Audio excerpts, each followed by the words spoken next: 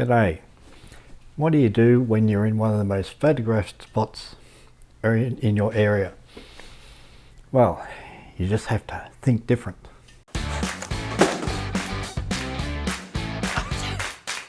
Now, I've just come back from a holiday in Bryce, and I don't often get out on holidays, so I took the opportunity to get as many photos around the place as I could, because last year I went to Mount Buffalo and got some really nice shots. But once you've done that, you go there again, you think, hang on, I've taken that photo, I've been to this spot, I've pointed my camera in this direction, what else can I do?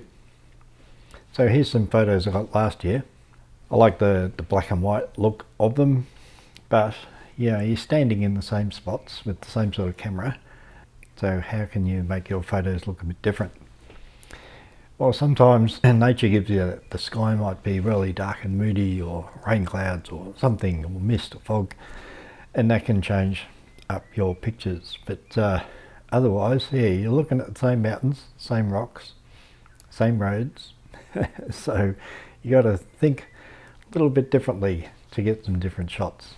Now up on Mount Buffalo there's a couple of main attractions, the first one being the Cathedral, rather monolithic rock, fairly close to the side of the road, and there's a couple of good viewing spots for that. As you drive up you see it from your car, and there's nice flat ground in front of it, and then the cathedral, and it looks very imposing.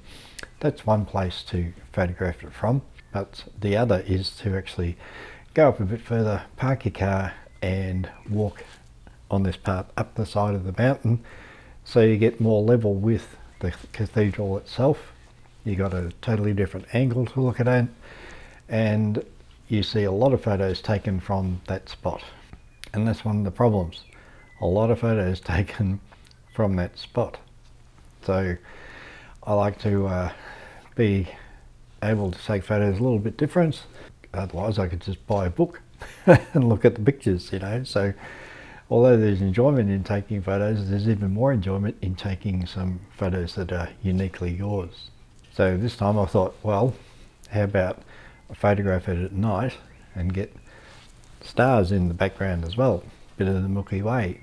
So that's what I did. I drove up there after sunset, and turned out I was the only one on the mountain.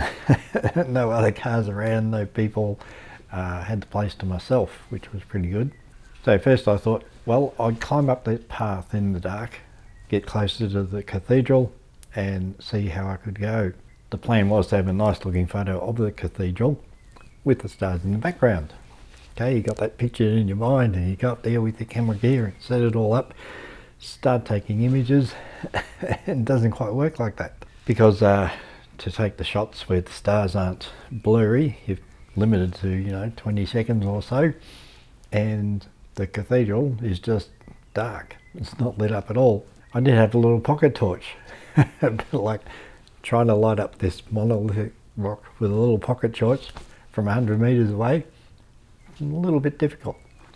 So the pictures didn't come out quite the way I envisaged. Walked back down to the car, got in, drove back down to the mountain to the spot where you can see the whole thing when you're driving, and I parked there. So no big walk through up the mountain, up the rocks, just park your car, get out, set up your camera gear, nice and easy. So I tried a couple of different ideas. One I took a longer exposure, was 4 minutes. I tried to get the cathedral with enough light on over that time, and of course the stars would move in that time as well. And yeah, I wasn't really happy with it. Yeah, you could see more details in the cathedral, but the stars, if you're going to have the stars moving, 4 minutes isn't quite enough. They only move a little bit and it just looks like a bad photo. So the next one I did, the one I was most happy with on the night, was, yeah, time exposure, 25 seconds.